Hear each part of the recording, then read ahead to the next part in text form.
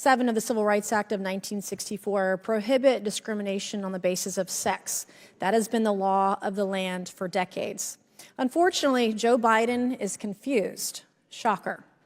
The Biden administration and their, quote, gender Taliban can't even define what it means to be a woman. They are erasing what it means to be women and endangering women and girls in the process. Sex is a biological construct that transcends race, ethnicity, religion, and jurisdictional jurisprudence. Sex is binary. You're either male or female. God determines this at the moment of conception. A fetus carries either the XX or XY chromosome, determining whether it is born female or male.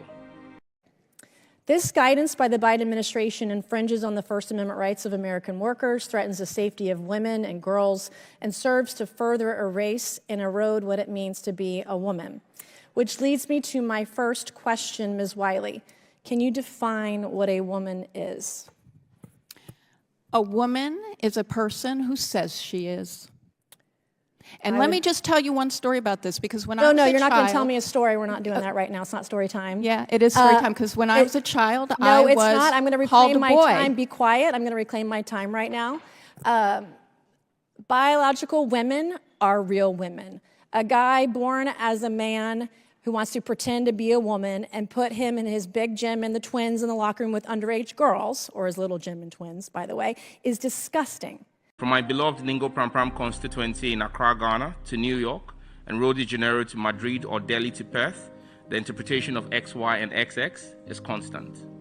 Gender or gender identity, on the other hand, is a social construct that has evolved on the peculiarities of various societies.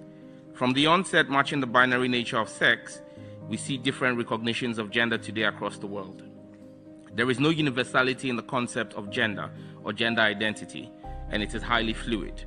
And as such, gender or gender identity cannot form the basis for any rights accruing in a covenant, a convention, or international treaty which seeks to be globally acceptable and binding, because we have different interpretations. Ms. Robinson, do you agree with Ms. Gaines that there's a difference between women and men?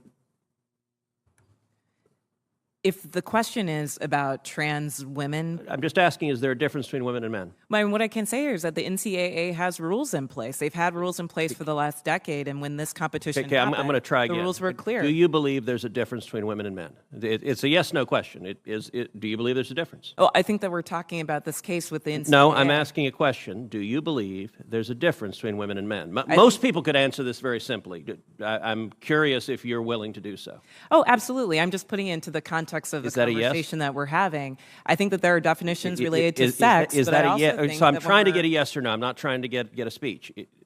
Is there a difference between women and men? I think that there are definitions for biological sex. Okay, so you're not answering that. Let me ask you this question then. Where did we lose our way? This is absurd. I tell my kids, when you come home from school with pronouns, you don't come home from school with pronouns, you come home with A's and B's. I don't want to know your pronouns. I don't care about your pronouns. That is not what we should be talking about in school. We should be talking about A's and B's, math, writing, and arithmetic. The concept of the natural family is under attack, and a siege is being attempted on the spirit of the Declaration of Human Rights. Let me be clear here and now, sirs and ma'ams. There is a distinct difference between sex and gender or gender identity.